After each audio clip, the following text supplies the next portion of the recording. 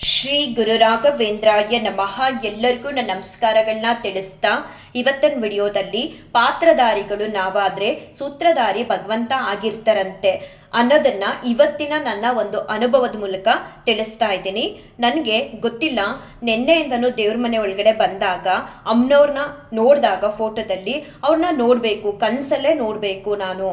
ಹೇಗಿರ್ತಾರೆ, ಯಾವ ರೀತಿ ಕಾಣಿಸ್ತಿರ್ತಾರೆ, ಎಷ್ಟೆಲ್ಲ ಒಡವೆಗಳನ್ನ ಹಾಕಿರ್ತಾರೆ, ಫೋಟೋದಲ್ಲಿರೋ ಹಾಗೆ ಇರ್ತಾರ ಅಂತ ಮನಸ್ಸು ಅನಿಸ್ತಾನೇ ಇತ್ತು. ಯಾಕೆ ಆ ರೀತಿ ಅನ್ನಿಸ್ತಿತ್ತು ನನಗೆ ಗೊತ್ತಿಲ್ಲ. ನಾನು ಯಾಕೆ ಹಿಂಗೆಲ್ಲ ಅನ್ನಿಸ್ತಿದೆ ಮನಸ್ಸಲ್ಲಿ ಅಂದ್ಕೊಂಡು ಅಮ್ಮನವ್ರ ಫೋಟೋನ ನೋಡೋದು.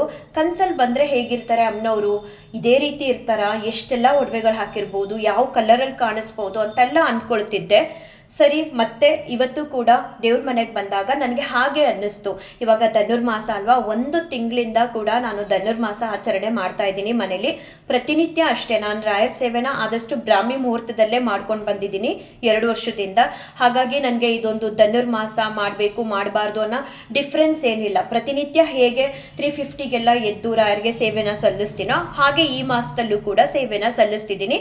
ಈ ಪೀರಿಯಡ್ಸ್ ಟೈಮ್ ಬಂದಾಗ ಆ ಒಂದು 4-5 ದಿನಗಳನ್ನ ಬಿಟ್ಟು ಇನ್ನು ಬೇರೆ ದಿನ ಎಲ್ಲ ನಾನು ಭಗವಂತನಿಗೆ, ಅದರಲ್ಲೂ ಮಹಾವಿಷ್ಣುವಿಗೆ ಈ ಧನುರ್ಮಾಸದಲ್ಲಿ ಪ್ರತಿನಿತ್ಯ ಅಭಿಷೇಕ ಮಾಡ್ತಾ ಲಕ್ಷ್ಮೀ ದೇವ್ರಿಗೆ, ವಿಷ್ಣು ದೇವ್ರಿಗೆ ಸೇವೆನ ಸಲ್ಲಿಸ್ತಾ ಇದ್ದೀನಿ. ಇವತ್ತು ಕೂಡ ಹಾಗೆ ಬೇಗ ಎದ್ದು ಸೇವೆನ ಸಲ್ಲಿಸೆಲ್ಲ ಆದಮೇಲೆ ಸೇಮ್ ಫೀಲ್ ನಿನ್ನೆ ನನಗೆ ಹೇಗೆಲ್ಲ ಅನ್ನಿಸ್ತಿತ್ತು ದೇವ್ರ ಮನೇಲಿ ಕೂತಾಗ ಅದೇ ರೀತಿ ಅನ್ನಿಸ್ತಿತ್ತು. ಅಮ್ಮನವ್ರನ್ನ ನೋಡಬೇಕು, ಕನ್ಸಲ್ಲಿ ಬರ್ತಾರ, ರಾಯರ್ನ ಕನ್ಸಲ್ಲಿ ಬನ್ನಿ ಅಂತ ಬೇಡ್ಕೊಂಡ್ರೆ ಬರೋದು ಹೆಚ್ಚು, ಬಂದೇ ಬರ್ತಾರೆ. ತುಂಬ ಸಲ ನನಗೆ ಕನ್ಸಲ್ಲಿ ರಾಯರು ದರ್ಶನನ ಕೊಟ್ಟಿದ್ದಾರೆ. ಅಮ್ಮನವ್ರ ಕನ್ಸಲ್ಲಿ ಬರೋದಕ್ಕೆ ಸಾಧ್ಯನಾ, ಇದೇನಿದು ಈ ರೀತಿ ಎಲ್ಲ ಮನಸ್ಸಲ್ಲಿ ಯೋಚನೆ ಬರ್ತಿದೆ, ಇದೆಲ್ಲ ಸಾಧ್ಯ ಆಗುತ್ತಾ ಅಂತ ಅಂದ್ಕೊಂಡೆ ನಾನು. ಮತ್ತೆ ಯಾಕೆ ನನಗೆ ಈ ಥರ ಮನಸ್ಸಲ್ಲಿ ಅನ್ನಿಸ್ತಿದೆ, ಅಮ್ಮನವ್ರನ್ನ ನೋಡಬೇಕು, ಸೇಮ್ ಏನೆಲ್ಲ ಒಡವೆಗಳು ಹಾಕಿರ್ತಾರೆ, ಯಾವ ಕಲರಲ್ಲಿ ಕಾಣಿಸ್ತಾರೆ ಅವರು ಅಂತ ಅನ್ಸೋದಕ್ಕೆ ಶುರುವಾಯಿತು.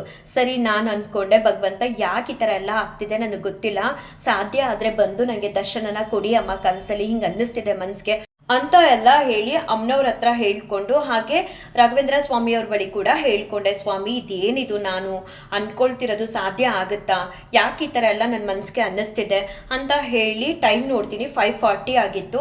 ಅಷ್ಟರೊಳಗಡೆ ಸೇವೆ ಎಲ್ಲ ಮುಗ್ದಿತ್ತು. ಒಂದು ಕಪ್ ಕಾಫಿ ಮಾಡಿಕೊಂಡು ದೇವ್ರ ಮನೆ ಒಳಗಡೆ ಕೂತು ಕುಡಿಯಲ್ಲ, ದೇವ್ರ ಮನೆ ಮುಂಭಾಗ ಕೂತ್ಕೊಂಡು ನಾನು ಯಾವಾಗಲೂ ಕಾಫಿ ಟೈಮ್ ಅಂತ ಬಂದಾಗ ರಾಯರ್ನ ನೋಡ್ತಾ ಏನಾದರೂ ಮಾತಾಡೋದಿದ್ರೆ ಮಾತಾಡ್ತಾ ಕಾಫಿ ಕುಡಿತೀನಿ. ಕಾಫಿ ಎಲ್ಲ ಕುಡಿದಾದ್ಮೇಲೆ ನಾನು ರಾಘವೇಂದ್ರ ಸ್ವಾಮಿಯವ್ರಿಗೆ ಹೇಳ್ದೆ, ಟೈಮ್ ನೋಡಿ 5:50 ಆಗಿದೆ, ತರಕಾರಿ ಇಲ್ಲ, ಅದರಲ್ಲೂ ಹಸಿರು ಮೆಣಸಿನ್ಕಾಯಿ ಅಂತೂ ಬೇಕಿತ್ತು, ತೊಗೊಂಡು ಬರ್ತೀನಪ್ಪ ಅಂತ ಹೇಳಿ ರಾಘವೇಂದ್ರ ಸ್ವಾಮಿ ಅವ್ರಿಗೆ ತಿಳಿಸ್ದೆ. ನಮ್ಮ ಮನೇಲಿ ಹಸಿರು ಮೆಣಸಿನ್ಕಾಯಿ ಇರಲಿಲ್ಲ ಅನ್ನೋದು ನನಗೆ ನೆನ್ನೆ ರಾತ್ರಿನೇ ಗೊತ್ತಿತ್ತು. ನಾನು ಅಂದ್ಕೊಂಡೆ 6:30ಗೆಲ್ಲ ಮನೆ ಹತ್ರ ತರಕಾರಿ ಮಾರುವಂತಹ ಗಾಡಿಗಳು ಬರುತ್ತೆ, ಅಲ್ಲಿ ಯಾರ ಹತ್ರನಾದರೂ ತೊಗೊಂಡು ಇಬ್ರಿಗೂ ತಿಂಡಿ ಪ್ರಿಪೇರ್ ಮಾಡೋಣ ಅಂತ ಅಂದ್ಕೊಳ್ತಿದ್ದೆ. ಆದರೆ ನಮ್ಮ ಮನೆಯವರು ರಾತ್ರಿ ಹೇಳಿದ್ರು 7:15ಗೆಲ್ಲ ನಾನು ಮನೆಯಿಂದ ಹೊರಡಬೇಕು, ಬೇಗನೆ ಸ್ಪೆಷಲ್ ಕ್ಲಾಸ್ ಇದೆ ಅಂತ ಹೇಳಿ. ಏನು ಮಾಡಿದೆ, 7:15ವರೆಗೂ ತರಕಾರಿ ಗಾಡಿಯವ್ರನ್ನ ಕಾಯ್ದು ತಿಂಡಿ ಮಾಡೋದಕ್ಕೆ ಲೇಟ್ ಆಗಿಬಿಡುತ್ತೆ. ಸೊ ಸ್ವಾಮಿ, ಯಾವುದಾದ್ರೂ ಅಂಗಡಿ ತೆಗೆದಿದ್ರೆ ನಾನು ನೋಡ್ಕೊಂಡು ಬರ್ತೀನಿ ತರಕಾರಿ ಮಾರೋ ಅಂಥದ್ದು ಅಂತ ಹೇಳಿ ರಾಯರ್ಗೆ ಹೊರಟೆ.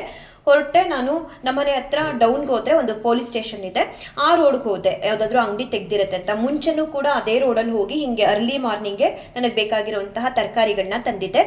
ಈಗಲೂ ಹಾಗೆ ಸಿಗುತ್ತೆ, ತೆಗ್ದಿರ್ಬೋದು ಅಂಗಡಿ ಅಂತ ಅಂದ್ಕೊಂಡು ಅದೇ ರೋಡಲ್ಲಿ ಹೋದೆ. ತರಕಾರಿ ಎಲ್ಲ ತೊಗೊಂಡು ಬರ್ತಿರ್ಬೇಕಾದ್ರೆ ಅಲ್ಲೊಂದು ಶಿವನ ದೇವಸ್ಥಾನ ಇದೆ, ಹಳೇ ಕಾಲದ್ದು, ತುಂಬ ಚೆನ್ನಾಗಿದೆ ಶಿವನ ದೇವಸ್ಥಾನ. ಅಲ್ಲಿ ಸ್ತೋತ್ರನ ಹಾಕಿದ್ರು, ದೇವಸ್ಥಾನ ಓಪನ್ ಆಗಿ ಬಾಕ್ಲಿಗೆಲ್ಲ ರಂಗೋಲಿ ಹಾಕಿ ನೀರೆಲ್ಲ ಹಾಕಿದ್ರು. ನೋಡಿದೆ, ತರಕಾರಿ ತೊಗೊಂಡು ಬರ್ತಿರೋಳು ಅಲ್ಲೇ ಗಾಡಿನ ನಿಲ್ಲಿಸಿ ಮನಸ್ಸು ಒಳಗಡೆ ಹೋಗಬೇಕು ಅಂತ ಅನ್ನಿಸ್ತು. ದೇವಸ್ಥಾನದೊಳಗಡೆ ಸೀದಾ ಹೋದಾಗ ಅಲ್ಲಿ ಒಬ್ಬರು ಪೂರೈತರು ಇದ್ರು, ಎಲ್ಲ ದೇವ್ರುಗಳಿಗೂ ಅಲಂಕಾರ ಮಾಡ್ತಿದ್ರು. ಎಷ್ಟೊತ್ತಿನ ರಾತ್ರಿ ಗೆದ್ದಿದ್ರು ಏನೋ ಗೊತ್ತಿಲ್ಲ, ಎಲ್ಲ ಆ ದೇವಸ್ಥಾನದಲ್ಲಿ ಸುತ್ತ ಇರೋ ದೇವ್ರುಗಳಿಗೆಲ್ಲರಿಗೂ ಅಲಂಕಾರನ ಮಾಡಿ ಹೂವಿನಿಂದ, ಮೇಯ್ನು ಅಂದರೆ ಗರ್ಭಗುಡಿಲಿ ಶಿವಂದು ಲಿಂಗ ಇದೆಯಲ್ಲ ಅಲ್ಲಿಗೆ ತುಂಬನೇ ಹತ್ರ ಹೋಗಿ ದರ್ಶನನ ಮಾಡಿದೆ. ಆ ದೇವಸ್ಥಾನದಲ್ಲಿ ಇರುವಂತಹ ದೇವರು ಕಾಶಿ ವಿಶ್ವನಾಥನಂತೆ. ತುಂಬ ಚೆನ್ನಾಗಿತ್ತು, ಎಷ್ಟು ಚೆನ್ನಾಗಿತ್ತು ದರ್ಶನ ಅಂದರೆ ಸಿಕ್ಕಾಬಟ್ಟೆ ಖುಷಿ ಆಯಿತು. ದರ್ಶನನ ಮಾಡಿ ಅಲ್ಲೇ ಒಂದು ತಟ್ಟೆಯಲ್ಲಿ ವಿಭೂತಿ ಮತ್ತು ಬಿಲ್ಪತ್ರೆ, ಒಂದು ಪುಟ್ಟದಾಗಿ ದೀಪನ ಹಚ್ಚಿಟ್ಟಿದ್ರು. ಮಂಗಳಾರತಿನ ತಗೊಂಡು, ಬಿಲ್ಪತ್ರೆನ ತಗೊಂಡು, ವಿಭೂತಿ ಹಚ್ಕೊಂಡು ಕೂತ್ಕೊಂಡು ನನ್ನ ರೈಟ್ ಸೈಡ್ ನೋಡಿದೆ. ಅಲ್ಲಿ ಸುಬ್ರಹ್ಮಣ್ಯೇಶ್ವರ ಸ್ವಾಮಿ ಮತ್ತು ಗಣೇಶ ದೇವ್ರಿಗೂ ದೊಡ್ಡ ಉತ್ಸವ ಮೂರ್ತಿ ಅಂತ ಹೇಳ್ತಾರಲ್ಲ ಆ ರೀತಿ ದೊಡ್ಡದಾಗಿತ್ತು. ಅದಕ್ಕೆಲ್ಲ ಪುಟ್ಟದಾಗಿ ಹೂಗಳನ್ನೆಲ್ಲ ಇಟ್ಟು ಅಲಂಕಾರನ ಮಾಡಿದ್ರು. ಜೊತೆಗೆ ಅಯ್ಯಪ್ಪ ಸ್ವಾಮಿ ಕೂಡ ಅಲ್ಲೇ ಇಟ್ಟಿದ್ರು, ಉತ್ಸವ ಮೂರ್ತಿದು ಒಂದು ಪೀಠ ಬರುತ್ತಲ್ಲ ಅದ್ರ ಮೇಲೆ ಇಟ್ಟಿದ್ರು. ಅದನ್ನು ಕೂಡ ನೋಡಿದೆ. ಒಂದು ರೀತಿ ಸಮಾಧಾನ, ಖುಷಿ ಖುಷಿ ಅಂತ ಅನ್ನಿಸ್ತು.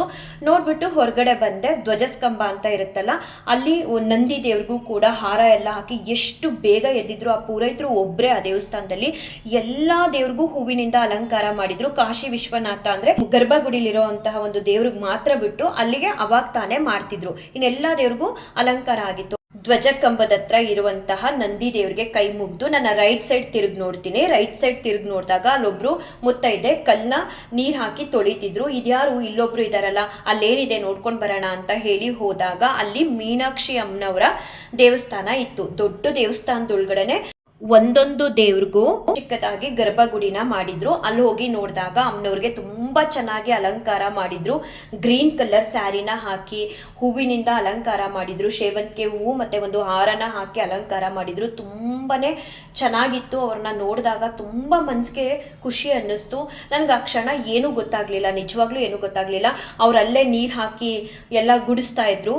ಅಲ್ಲೇ ನಾನು ಪ್ರದಕ್ಷಿಣೆನ ಮಾಡಿ ಆ ನೀರ್ ತೆಗೆದ್ರು ಪರವಾಗಿಲ್ಲ ಅಂತೇಳಿ ಅಮ್ಮನವ್ರಿಗೆ ನಮಸ್ಕಾರನ ಮಾಡಿದೆ. ಹತ್ತಿರದಿಂದ ಹೋಗಿ ನೋಡೋದಕ್ಕೆ ಆಗ್ಲಿಲ್ಲ, ಯಾಕಂದ್ರೆ ಗ್ರಿಲ್ಸ್ ಎಲ್ಲ ಹಾಕಿ ಕ್ಲೋಸ್ ಮಾಡಿದ್ರು, ಅಲಂಕಾರನ ಮಾಡಿ. ತುಂಬಾ ಖುಷಿ ಆಯ್ತು. ಅಮ್ಮನವ್ರ ದರ್ಶನನ ಮಾಡ್ಕೊಂಡು ಮನೆಗೆ ನನ್ಗೆ ಏನ್ ಬೇಕಿತ್ತು ತರಕಾರಿನ ತಗೊಂಡ್ ಬಂದೆ. ಬಂದ ಮೇಲೆ ಅನ್ನಿಸ್ತು, ನಾನು ಮನೇಲಿ ನಿನ್ನೆಯಿಂದ ನನಗೆ ಅನ್ನಿಸ್ತಿತ್ತು ಅಮ್ಮನವರು ಹೇಗ್ ಕಾಣಿಸ್ತಾರೆ, ಯಾವ್ಯಾವ ಒಡವೆ ಹಾಕಿರ್ತಾರೆ ಅಂತ. ಯಾಕೋ ಗೊತ್ತಿಲ್ಲ, ಇದನ್ನ ನಾನು ಅನ್ಕೊಂಡಿದ್ದೆ ಅಲ್ಲ, ಮನ್ಸಲ್ಲೇ ಬರ್ತಿತ್ತು. ಇವತ್ತು ನೋಡಿದ್ರೆ ಹೋಗ್ಬಿಟ್ಟು ದೇವಸ್ಥಾನಕ್ಕೆ ನಾನು ತುಂಬಾ ಕಮ್ಮಿ ದೇವಸ್ಥಾನಕ್ಕೆ ಹೋಗೋದು, ಹೋಗದೇ ಇಲ್ಲ. ಇವತ್ತು ಇಂಟೆನ್ಷನ್ನಲ್ಲಿ ನಾನು ದೇವಸ್ಥಾನಕ್ಕೆ ಹೋಗ್ಬೇಕು, ಅಲ್ಲಿ ಅಮ್ಮನವ್ರನ್ನ ನೋಡ್ಬೇಕು, ಕಾಶಿ ವಿಶ್ವನಾಥ ದೇವ್ರನ್ನ ನೋಡ್ಬೇಕು ಅಂತ ಅನ್ಕೊಂಡವಳೆ ಅಲ್ಲ. ನಿನ್ನೆಯಿಂದ ಮಾತ್ರ ಮನ್ಸಲ್ಲಿ ಕಾಡ್ತಿತ್ತು ಅಮ್ಮನವ್ರನ್ನ ನೋಡ್ಬೇಕು. ನಾನೇ ಕರೆಯೋಣ ಅಮ್ಮ, ನನಗೆ ದರ್ಶನ ಕೊಡಿ ಕನ್ಸಲ್ಲಿ, ಹೇಗ್ ಕಾಣಿಸ್ತೀರಾ ನೋಡ್ಬೇಕು ಅಂತ ಕೂಡ ಕೇಳ್ಕೊಂಡೆ. ನೋಡಿದ್ರೆ ಇವತ್ತು ಬೆಳಿಗ್ಗೆ ಸಡನ್ ಆಗಿ ನಾನೊಂದು ತರಕಾರಿ ತಗೊಂಡ್ಬರ್ಬೇಕು ಅನ್ನೋ ಒಂದು ಸಿಚುವೇಶನ್ ಕ್ರಿಯೇಟ್ ಆಯ್ತು.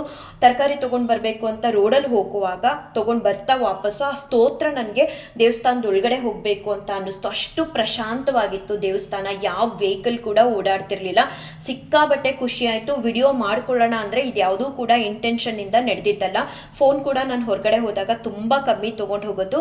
ಹಾಗಾಗಿ ನಾನು ಈ ವಿಡಿಯೋಗಳು ಕ್ಲಿಪ್ಪಿಂಗ್ಸ್ ಆಗಲಿ ದೇವ್ರನ್ನ ನೋಡಿದ್ದು ಯಾವುದು ಕೂಡ ನನಗೆ ತಗೊಳ್ಳೋದಕ್ಕಾಗಲಿಲ್ಲ. ಬಟ್ ನನಗಾದ ಅನುಭವನ ಶಾಶ್ವತವಾಗಿ ಉಳಿಬೇಕು, ನನಗೆ ಯಾವತ್ತಾದ್ರೂ ಕೇಳಿಸ್ಕೋಬೇಕು ಅಂದಾಗ ಕೇಳಿಸ್ಕೋಬೇಕು ಅನ್ನೋ ಕಾರಣಕ್ಕೆ ಈ ವಿಡಿಯೋ ಮೂಲಕ ನನಗೆ ಇವತ್ತಾದಂತಹ ಅನುಭವನ ತಿಳಿಸ್ತಾ ಇದ್ದೀನಿ. ಎಲ್ಲವೂ ಕೂಡ ಭಗವಂತನ ಇಚ್ಛೆ. ನನ್ನ ಮನಸ್ಸೊಳಗಡೆ ದೇವ್ರನ್ನ ನೋಡ್ಬೇಕು ಅನ್ನೋ ಆಸೆ ಕೊಟ್ಟಿದ್ದು ಕನ್ಸನ್ ಮೂಲಕ ಭಗವಂತನೇ. ಹೇಗೋ ಹೋಗಿ ದೇವ್ರ ದರ್ಶನನ ಮಾಡ್ಕೊಂಡು ಬರೋ ಹಾಗೆ ಮಾಡಿದ್ದು ಕೂಡ ಭಗವಂತನೇ ಅಂತ ಹೇಳ್ತಾ ಈ ಒಂದು ವಿಡಿಯೋನ ಎಂಡ್ ಮಾಡ್ತೀನಿ. ಶ್ರೀ ಕೃಷ್ಣಾರ್ಪಣಮಸ್ತು, ಶ್ರೀ ಕೃಷ್ಣಾರ್ಪಣಮಸ್ತು, ಶ್ರೀ ಕೃಷ್ಣಾರ್ಪಣಮಸ್ತು.